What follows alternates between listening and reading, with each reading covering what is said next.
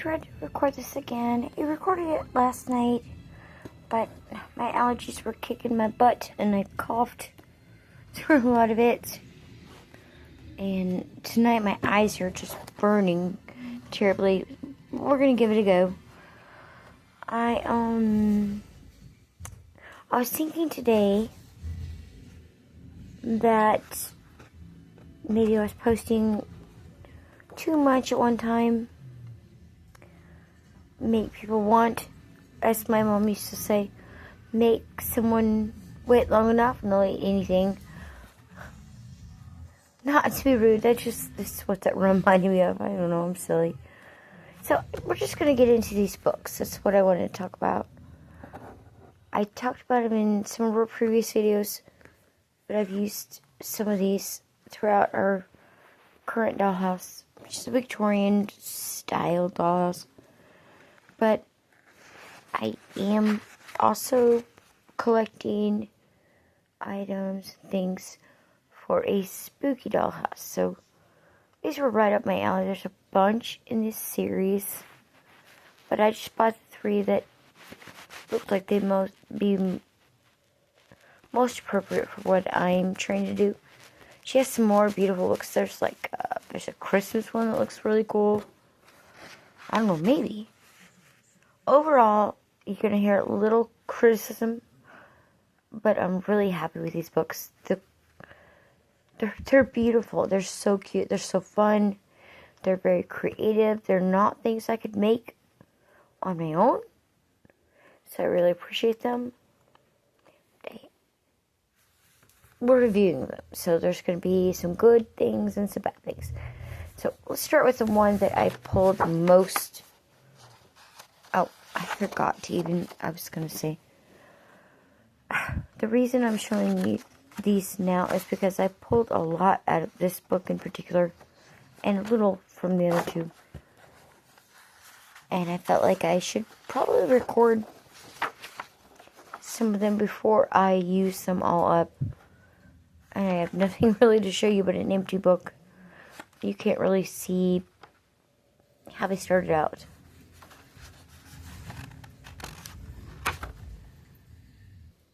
If you are interested in crafting these styles of paper crafting of these books, I would definitely recommend several things. If you don't have them, probably get them. You need very sharp scissors. I use a series of scissors to do mine. I use some large scissors, some like kindergarten scissors, and some little fingernail scissors because they're super tiny and you can get into small spaces. Also, a nice sharp box knife was great. She's going to recommend hot glue for almost everything in these books. I didn't use hot glue on all of it. She recommends it because it adds stability to the projects. However, some of it's so tiny and hard to work with. You're going to burn your fingers. You're going to have a ton of hot glue everywhere.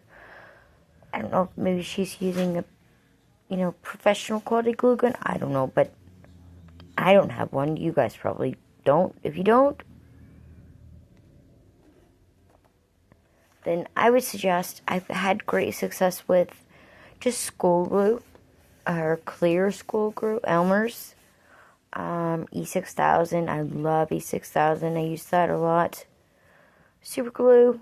I shy away from super glue a lot because I tend to glue my fingers to everything. And, just whatever adhesive that you're most comfortable with. Like I said, the hot glue adds a lot of stability to the projects. But as I was going along, I found adding a little cardstock in between layers also gave them body. So the directions are pretty simple. She tries really hard to give you good directions on how to build these pieces. But if you don't have at least a novice scale of knowledge for working with paper crafting, I would, and I apologize, you come at me if you want to, but you're not going to be able to make them. I've worked with a lot of paper crafting. I'm not great at it, but I have a small amount of knowledge at it, and I had to throw so much away because the instructions, it's hard. The projects are super cute, though. They're awesome. And something else I'd like to mention, she, let's see if I can find something that I'll show you what I mean. So, like here, she puts tabs on one of these, and she recommends if you don't know how to use the tabs, you can cut them off. I found if I actually cut the tabs larger than she has them, just make a little bit, not even an eighth of an inch, just super tiny. It gives me a lot more room to work because my hands sometimes get tired and have trouble gripping stuff. So that's how I did it. So, and then we've got, did I even show you guys the cover? I don't think I did. So then we've got a lot of books. I've got a lot more books that I set aside to make later. R.L. Stine.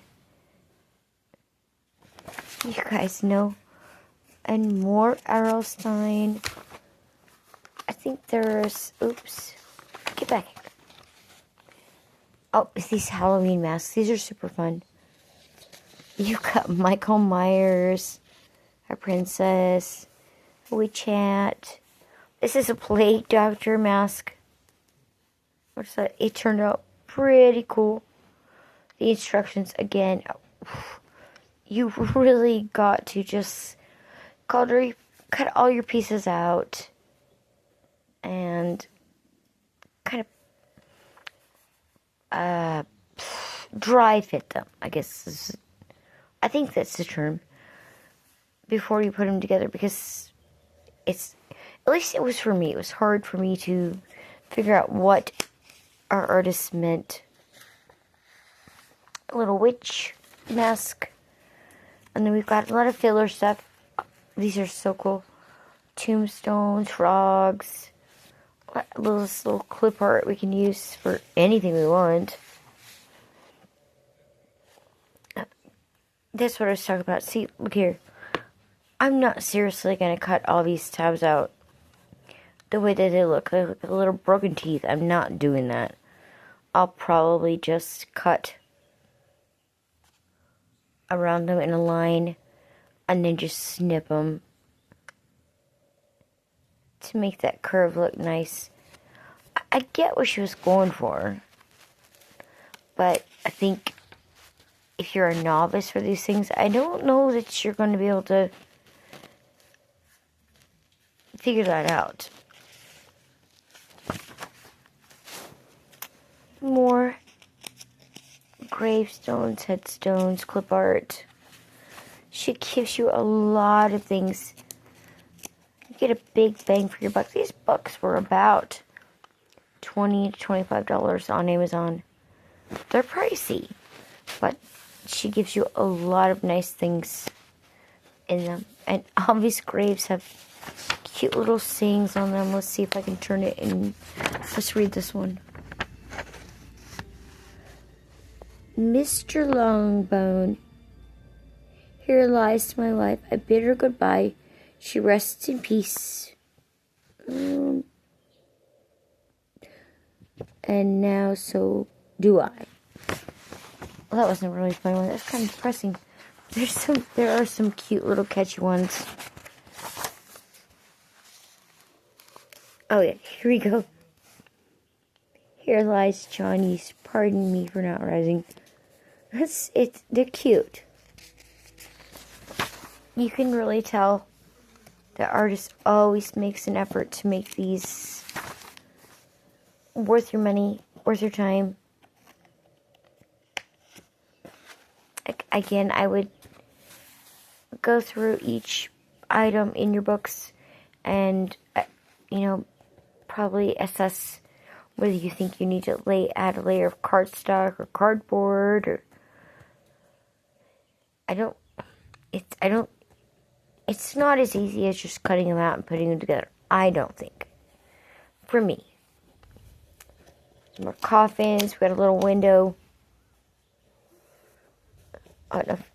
My spooky horror fans will probably recognize what we've got a window in that coffin. And then we've just got a lot of clip art. And these are great. I'm pretty sure I'm going to be able to use a lot of them in our spooky build and other builds. Like, for instance, the house we're working on now, we're going to do a rooftop garden. We've got all these pretty little frogs, butterflies, moss. I've already cut out some, as you can see, in preparation for that. Spiders, skulls. The price is steep. But overall, I'm fully convinced that I've gotten my money's worth out of them. These are all potion labels. Just a whole page of potion labels. And a lot of the backs are finished. Some weren't.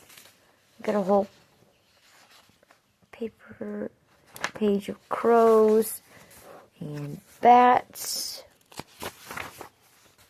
We're gonna be here forever. I should probably speed it up. This is, I